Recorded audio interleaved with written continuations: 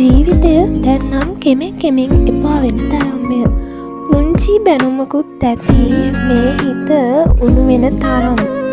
සියල්ලම එපා වෙලා සිටින අතරේ තවත් මා කෙලින්ම පසුබහින භාවයක් මටද ඇඟෙනවා මෙය.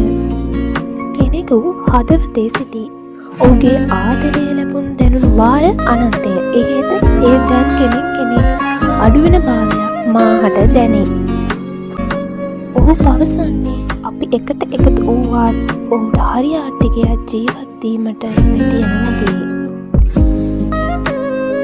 එයින් අපි දෙදෙනා ඈතින් ආදරයෙන් සිටුමේ පැවසීහ.